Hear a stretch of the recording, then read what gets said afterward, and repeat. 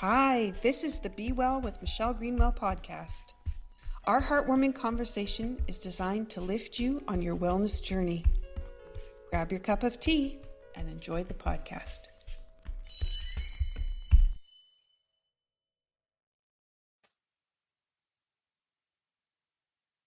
Does the idea of trying something new or meeting new people have you pulling back and retreating? What about your job or project that requires you to move beyond your comfort zone? What happens when your willingness to learn is interested, but then your mind pulls out all the stops? My guest today has been faced with many challenges in her short life. Amy Thurman broke her neck, faced life and death consequences repeatedly, and has been knocked back by life on many occasions. Her award-winning book about her story, Finding My Hero Within, was a way for Amy to bring her harrowing story forward, to inspire herself and to inspire those reading about her story and learning from her lessons. Amy's here today to talk about a bigger subject than even all of that. And with the book tour and speaking engagements, Amy has been asked to go to places she never imagined, engage with audience she needed to speak to and inspire, and to continue her healing journey while involved in this big event called Living Life. Amy, welcome back to the podcast. It is so good to have you here. Oh my gosh. Thank you so much for having me again. I always love to visit with you. It's always such a pleasure. Thank you, Michelle. So for those people that maybe didn't listen to the podcast we recorded about her book and about her story, please go back and have a listen to that. That would be in season 3. And then what we're going to do today is go beyond that story and really dive into where we place ourselves when we're bold and we move forward and what happens and then how we're going to position from there. Before we get started, we need to talk about tea. And I think listeners, I know you know that I bring out, one cup of tea and I like to highlight the 2 herbs, but you're going to be what's magical today, what has happened. So Amy, share which tea you chose today. I have the SoulTEA Harbour tea, using the SoulTEA Harbour, but I added thyme to it as well. So I made my own little combination of tea today. And I love the message on the SoulTEA Harbour. Balance and flow is possible when we open to be present for our true heart's desires. Come home to your heart. That just resonates with me deeply. And I just love that so much. Mm-hmm, mm-hmm. And the addition of the thyme in there, if you and I were talking about that before we hit the record button, allows for courage, protection, and healing, and provides for versatility and strength. So as we're looking about what does it take to walk through that fear, which you've already walked through before, thinking you might be done, and then to face the next pieces of life and what it means to go forward. So your addition of thyme is incredible to add to that. And I had Thyme Passages tea this morning for our fundraising event. And then I had set up for us to use Brador Sunset of what I would contribute today.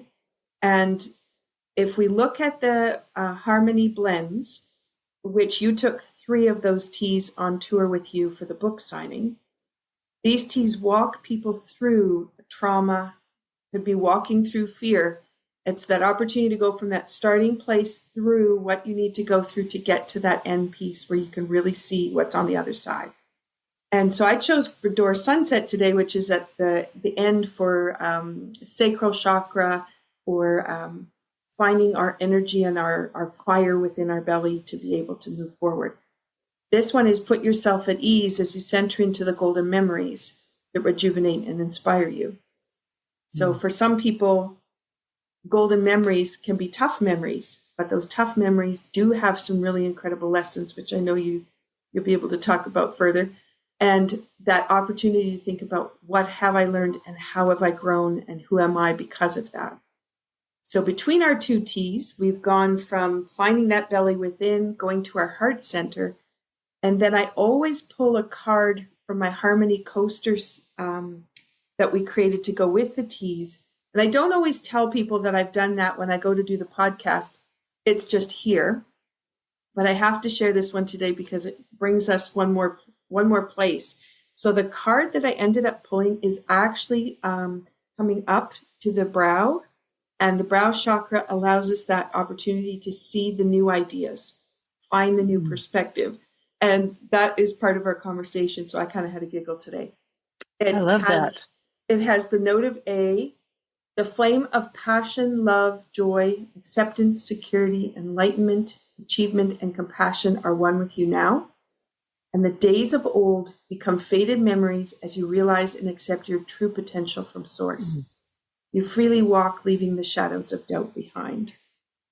Yeah. Oh, good. So I'm placing my tea on top of that as we go into this discussion. And for those people listening, this is a great way when you're using these affirmations and intentions to find the way to put the energy towards where you really want to be. And it's so easy because it's sip on a tea blend and put down a coaster. I love it. So Amy, thank you for coming to share on this conversation, and cheers. Of course. Cheers. You might go. Mine has a present on the inside. So while I'm sipping tea, I actually unwrap the present, which also is a beautiful metaphor for life. Yes. Oh, I love that. All right, let's dive in. So we want to talk about here and where you've been going with all of these new experiences that have come from book signings, being out in the public more, and you've had photos with all kinds of beautiful people. Do you want to share that experience? Sure, I would love to. First of all, I will say that I am a true introvert, that I don't, much peopling exhausts me. And so there is an innate fear there of being around people too much, really drains my energy. And so I started out with, I've got to be able to take care of myself and know what I need to be able to give myself the time to recenter and just to recharge. And so that coming into play, and then all of these opportunities that I have had in my life, and I still am having in my life, I'm really having to balance the two and to work through the fear of, is it going to be too much? Is it going to be overwhelming to my system? But I have, yes, had some really amazing opportunities, and I feel like they have just found me. I have really focused on doing the internal work, focused on being who I am authentically, who I am, my truest self. And through the authenticity and the vulnerability that I have been able to reach all of these things in my life, these things just find their way to me because I am focused on authenticity. I am not focused on notoriety or fame or any of that. That's really, I don't even think about that stuff. Mm-hmm. And so when these things have happened in my life, it's just like kind of a shock to me, like, oh my gosh, what's even happening? And so I don't know if you want me to go into specifics of what I have been doing recently, but I'm happy to do that if you'd like. Yeah, I would love for everybody to hear, because there's so many people that would love to write a book, first of all, if we go to that part of your story, and to be able to write and publish a book. But then there's the next part, which is, how do you sell the book? And that's a huge journey, and one that you've been out doing the book signings and traveling. And I think for people who have been aspiring to do something similar, it would just be so lovely to hear what this experience has been for you. Of course, I started with, of course, my journey is very traumatic and life-changing, life-altering. And it started with, because I had a broken neck. And so I went to this brain center. I had an opportunity to go to this brain center to be able to help figure out what was wrong with me and to help improve my health. But it cost a lot of money. Like, it was out of pocket. Insurance didn't cover that. And so I just reached out to my community and said, I have this opportunity. Would anyone be willing to help me? And people came out of the woodwork to help me fund that stay at the brain center. And so part of it is a huge thing to me. And so I wanted them to know what their money was going toward. So I began to share on my socials, this is what I'm doing. This is what you all paid for. This is what I'm learning. And that began a huge movement. I didn't anticipate of people just being inspired by what I was going through and what I was doing and how I was fighting my way through and advocating for myself. And so I just began to share more openly about what I was dealing with and realized that people can relate to the authenticity and the vulnerability that I was sharing. And then people began to say, you should really put this in a book. Like, you should really write about what you're experiencing because it's very inspiring. And when you're living it, it's a totally different story. I even said in a post, like, people are suggesting that I write a book, but who wants to read a story about what I'm living? Like, this is just my life. I'm just living it. And so I, put it on the back burner because I've convinced myself that people really weren't interested in what I was going through. And so then I had an opportunity to share my story on stage in front of almost 2,000 people. And the result of that became obvious that people were interested in what I had to share. People were interested in my story. And so I thought, I need to hone this. Didn't have a clue what I was doing, didn't have a strategy. I was just out there like, okay, I'm going to share my story and whatever happens, happens. We'll just do this, And so I connected with Blair Kaplan Venables. She created the Global Resilience Project, and she asked me if I would share my story in a book, a co-author book that she was creating. And so I thought, well, that'd be kind of cool. It's just one chapter. So I had to take my story and condense it down to less than 1,000 words. And that was very difficult for me. And so I did that. And then I thought, you know what, there's so much in my story. Maybe I should do it. Maybe I should put it in my own book. And so I began to just put stuff out, write stuff into a document. And it turned into my own book that I published myself, that I have an editor who looked it over, made a few changes, published it myself, did everything myself. I get messages all the time asking me, who is your PR person? Who do you hire to do all that you're doing? Because it's amazing. And I keep saying, it's just me. I'm just doing what I feel led to do. And I feel like that's where the magic is. I have people messaging me saying, teach me how to do what you've done. Show me what you've done. And I keep saying, I really can't, because it's authentic to me. It's who I am. I simply follow what I feel inside, and that's what I share.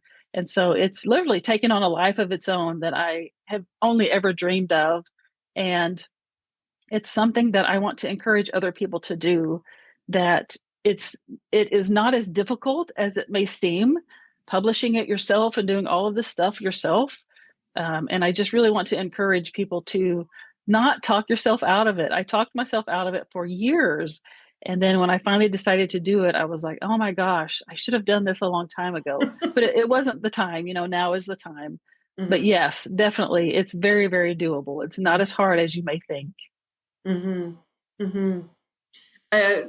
And I'm just thinking about people listening, and all of us can identify with the reasons why we shouldn't do something, or what all the other people will say about it if we choose to do that activity. But in the end, it is really, if we go back to what we started with our heart center, it's going back to that authentic self and being able to tell the story the way you want it to be told. Because there's so many people who can take your story and spin it the way that they need it. And you have then that piece of being able to bring it forward in the way that is resonating with who you are and what you do. Yeah. Wow. Yes. Yeah. That was something that, my story involves other people. And I think this is something that everyone deals with, whether it's writing a book or whether it's sharing on social media or whatever it is, living your life. It always involves other people. We don't live life in isolation. We live life in community. And so my story involves other people. And it was not received well when I first shared the first draft of my story with the people who were involved. It wasn't necessarily received well. And so I really had to work through, respecting that relationship while also being true to the integrity of my story. And so while being authentic. So yeah, there are some challenges to it, but it can be worked through. Like, it's not impossible. Mm-hmm. Mm-hmm. And then with that, you've also been running your company. I know your pictures behind. Those people on the podcast won't see it, but you've got Polish the Mirror.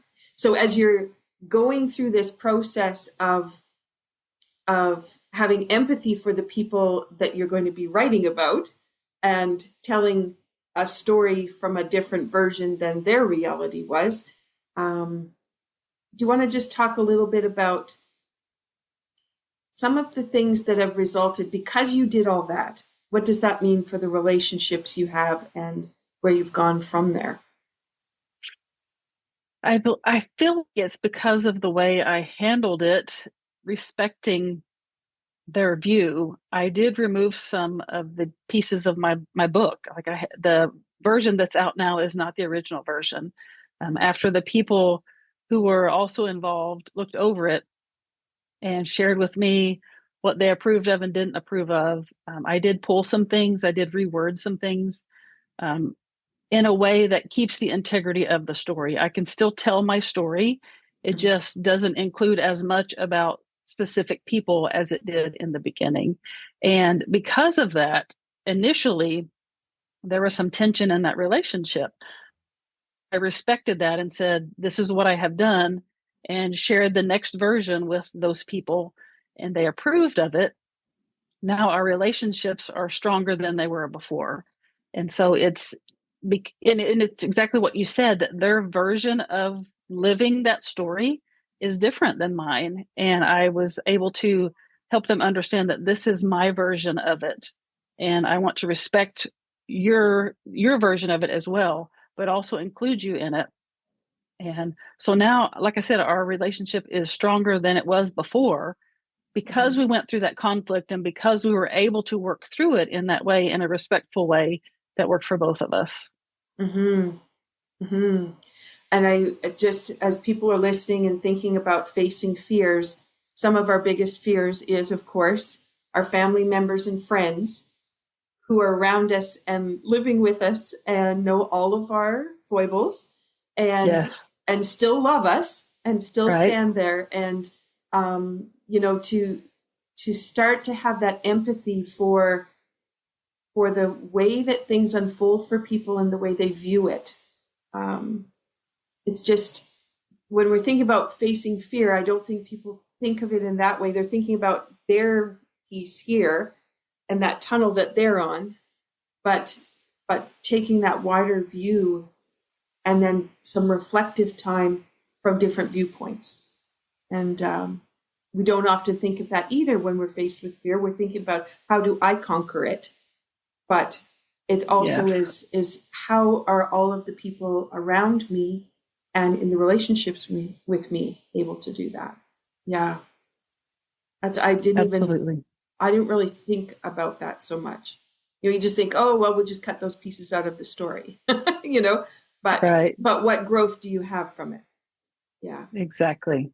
Yes. Yeah. It's being able to see things from other people's perspective. And I feel like that's a journey that you have to get to, that's not something that comes natural to us, that we journey our way to getting to that point, but it's such a gift. Mm-hmm. Exactly. Okay. Now share with me a little bit about heading to Los Angeles. And because I think this is one of those aspirations where I'd be like, it would be so lovely if my product was able to be on display. But what does it really mean when you get to do one of those big events? I will tell you that this is another one of those things that fell into my lap, that was presented to me, that I did not seek out. And at first I had this like choking feeling of almost not being able to breathe, of I'm going to take my book to an event at the Emmys in Los Angeles and be able to celebrities, writers, directors, and producers who are very well known. And that is something I'm going to do. It was literally a question, like, is this something I want to do? Because like I said, I'm an introvert. I grew up in a small town. I'm not really concerned with notoriety and fame. That doesn't really make a difference to me.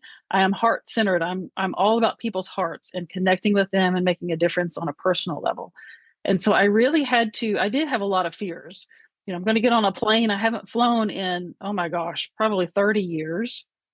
it's been a long time since well, maybe 20 years, excuse me, a long time since I had flown because of the accident and the injury. I couldn't fly.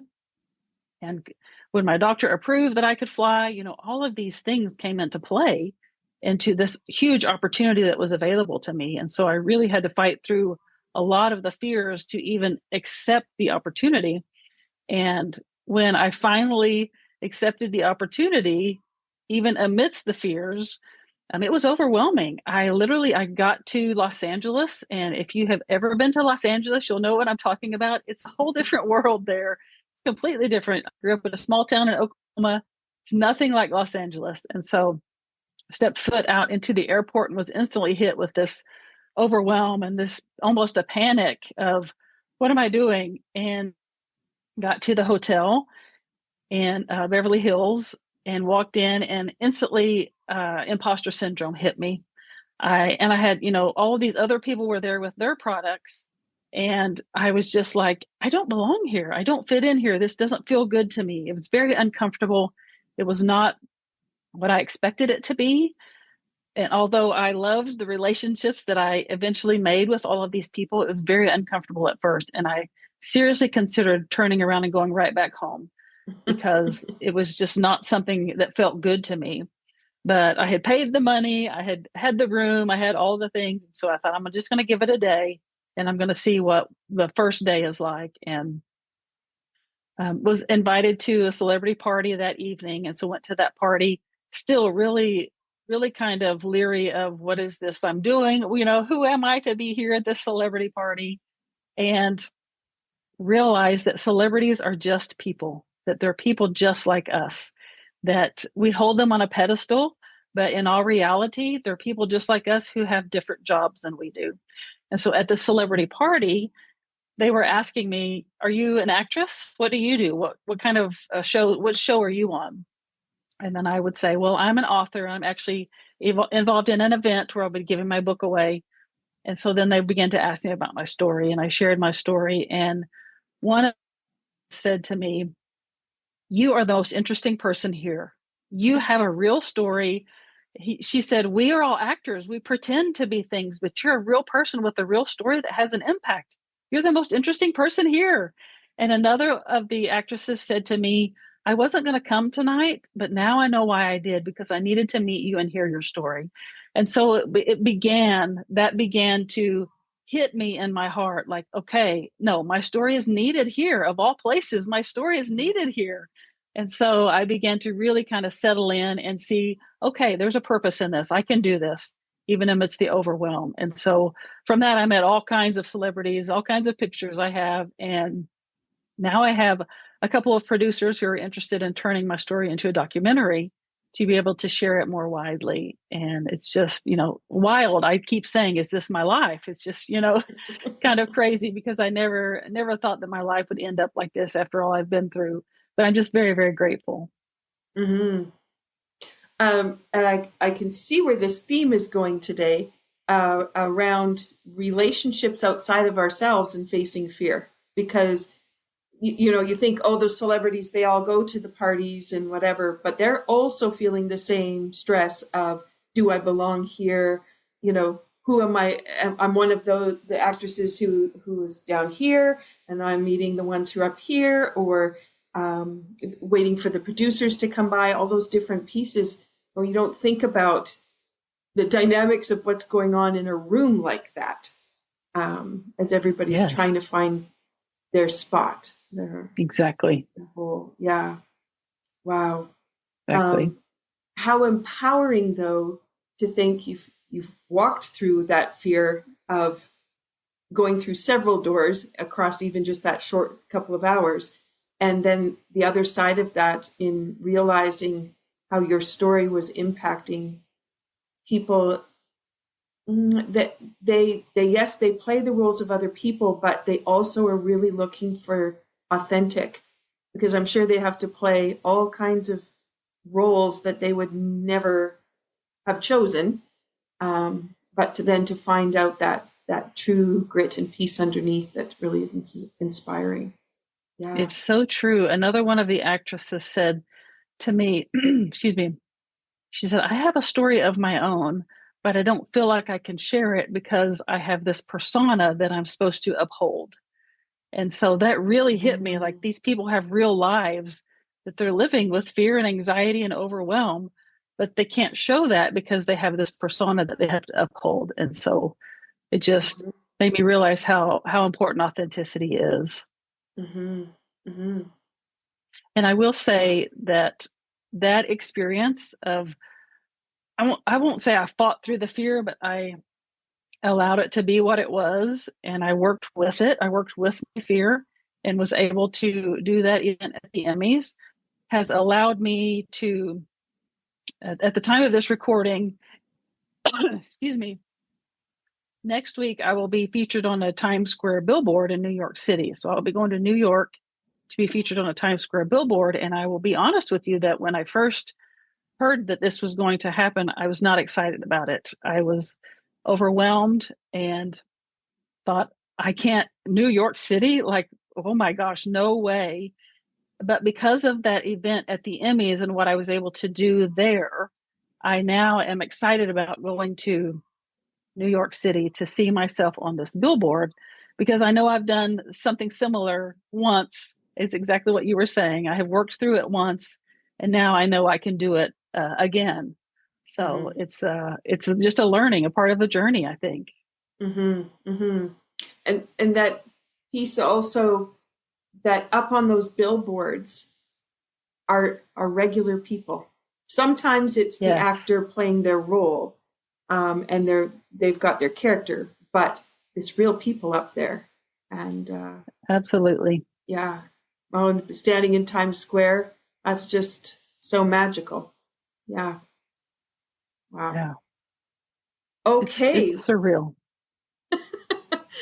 now if I back up to giving your book away, can you describe what it felt like? Because I know one piece is that many people are going to have my book, that many people are reading my story, but what is it like to hand that book over and offer that inspiration to a person?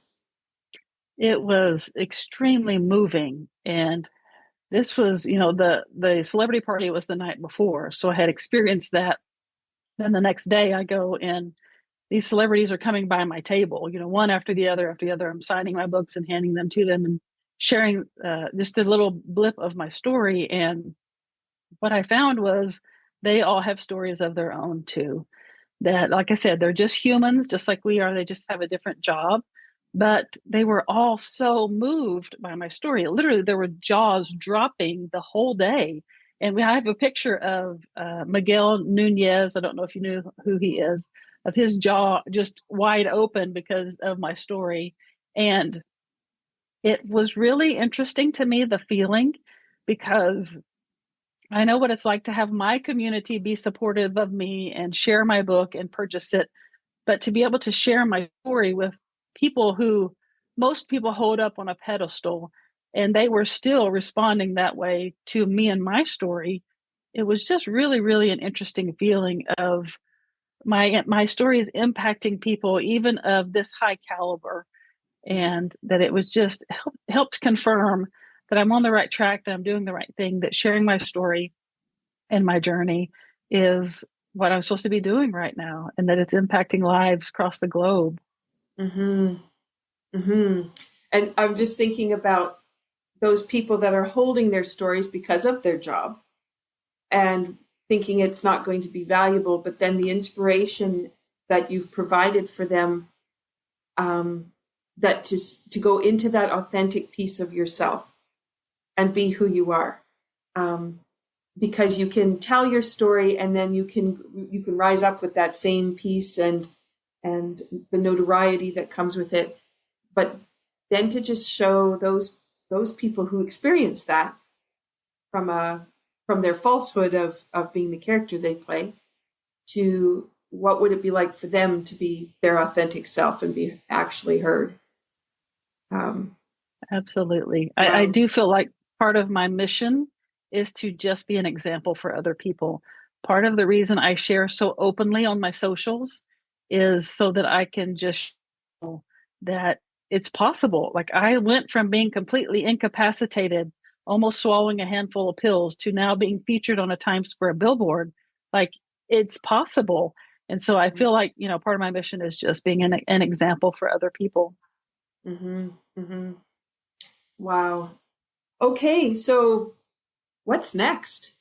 I mean, you've got Times Square. I know that's coming up in the short future, but there's something else now that, with all that you've got behind you and beside you, is there something else that's coming forward?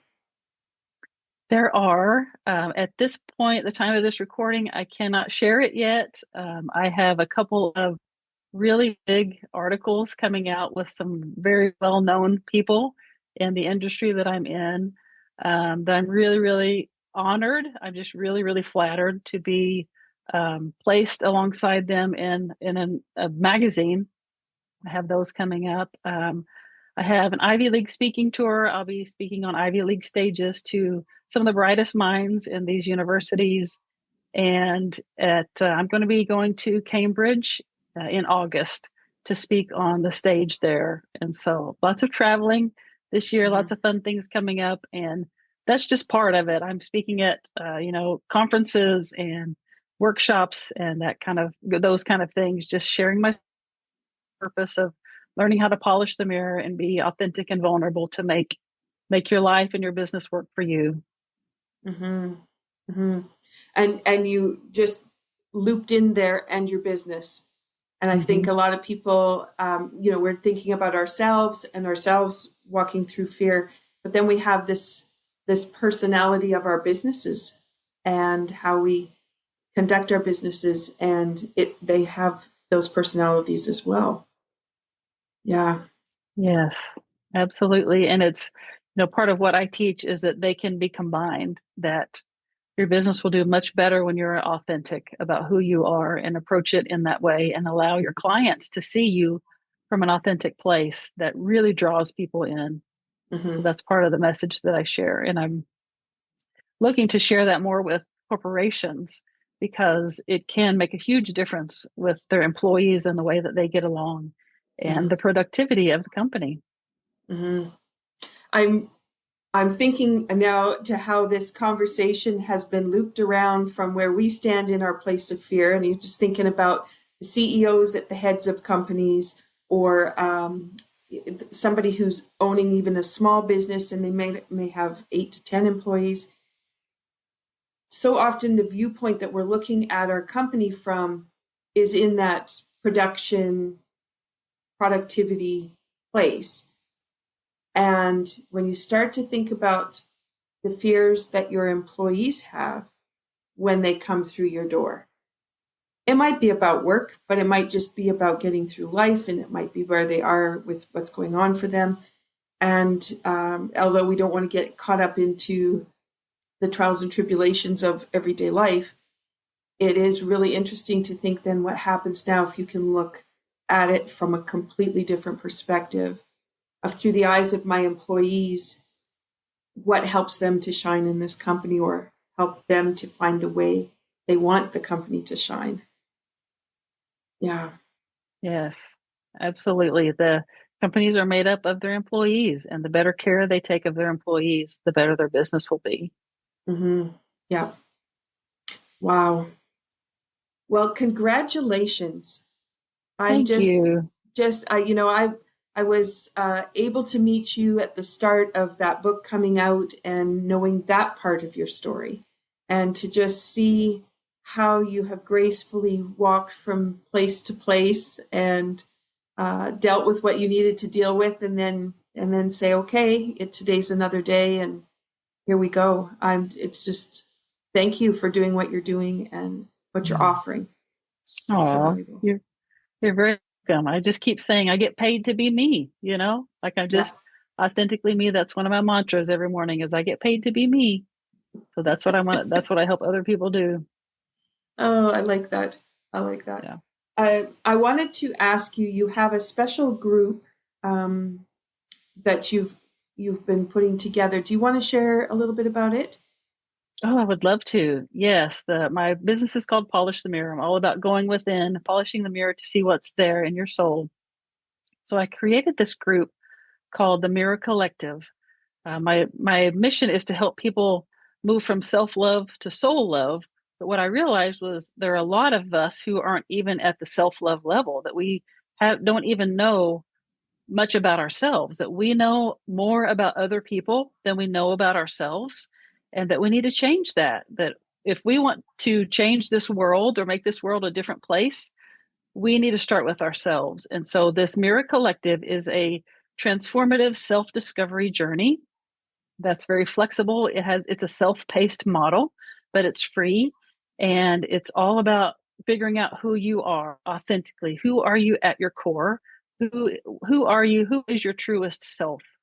And it's 10 weeks, but like I said, it's very flexible, and I will be putting content out once a week, and you can work through it throughout that week. And then we do that for 10 weeks. And then if you're interested, we move to the next level, which is 10 more weeks, and then to the next level, which is 10 more weeks. But the first one is free, the Mirror Collective. It's all about self-discovery. And I would love to have anybody join us that's interested. And my website is www.getamyshelp.com, GETAMYSHELP.com. And you can find a link there to join us in that. And all of my other things are on that website as well. Oh, perfect. Yeah. And you had, when you launched your book, you did a bunch of readings and reflections and brought a group of people together. And that was a very powerful experience. So I just want to share with the audience that the way that you bring people together is just, I don't know, inspirational isn't even the right word for it, but there's something that happens magically within the room. So if you're thinking polishing the mirror, there's this magic that transpires. And so as you were doing the book readings and sharing your story and allowing people to reflect and think, you were creating such an interesting space. So I'm really excited about where you've taken this next piece, because it allows you more space to bring in the voices and to bring in those doubts and the self-sacrificing that we all do, and to be able to put that nail on the head and say, yeah, we know it's there, but let's move it. Let's get it out of there. Yeah. Yeah. Oh, that's so sweet. Thank you so much for sharing that. I really am glad that you had that experience. It makes my heart smile. Well, I'm just happy I get more time to spend with you. So it's always great. Yeah, me too. So as we finish off the discussion about fear, is there anything that you've discovered that you hadn't thought about before? I have lived a lot of my life in fear. Like was a very anxious kid. And so I really was just fearful. I didn't realize that's what it was at the time. But as I got older and went through my journey, I realized that this is just fear. And what I've learned is that fear can actually be a good motivator. It can help you get to a place in your life that you wouldn't have been able to get to had you not had that fear there. Not that I want us to deal with fear, but I want us to reframe the fear and see it from a different perspective of this is something that can help you instead of something that can hold you back. And that's what I have been able to do. And that's the way I choose to use fear now. And that anybody can do that. It's possible for anybody to just reframe that fear into something that is very helpful. Yeah. And I think so much of the time we get stopped, and we get that frozen, you're in the headlights bit that just won't let us go forward. So, but if you had to stop for something in the middle of the road, you can go around it, and you can turn back and look at it from another perspective. And for people to realize that it's not the stop sign on the road, it's the move with caution. And, yes, it's a speed bump. Yeah. Yes. Yeah. Perfect. Well, Amy, thank you for sharing this part. All the best as you stand in Times Square and see yourself. And for those people who might not have found Amy on social media, please do, so you can follow her journey. And I'm going to try to have this podcast out before you hit Times Square so people will know to look for you. So thank you so much for being here. Thank you. Thank you. It's always an honor and a pleasure to visit with you. I appreciate you so, so much. Thank you, Amy. All right, everyone, we inspire you to think of some of the things that you might have been holding back with the fear that you've had. Think about how you can move forward. And if some of the affirmations we used today were helpful, then you know where you can find those, but also to just think about it can be very simple to just make those tiny shifts, get you going in the direction you want to be. Be well, everyone. Thank you for listening to Be Well with Dr. Michelle Greenwell. There are a couple of resources I want to just point out. When you go to the website, greenwellcenter.com, you'll have a pop-up window. That pop-up gives you the top 8 easy stress releasers that you can use every day. That's something you can put beside your computer, the bathroom mirror, beside the bedside table. A great resource. Also, my YouTube channel. It is full of playlists with all kinds of different ways that you can activate energy and bring vitality into your day. You can find that when you go to YouTube at Michelle Greenwell. And last, if you're a Linktree person, Linktree, linktr.ee/Greenwell Center. That has all my resources in one spot. Those are for intricate little things that you can't get everywhere. And it's a wonderful way for me to be able to share all the different aspects of the kind of work I do. So thank you for listening. Be sure to drink that tea. And if you want to have the tea blend that was shared in the podcast today, then be sure to check out capebretontea.ca. Have a wonderful day.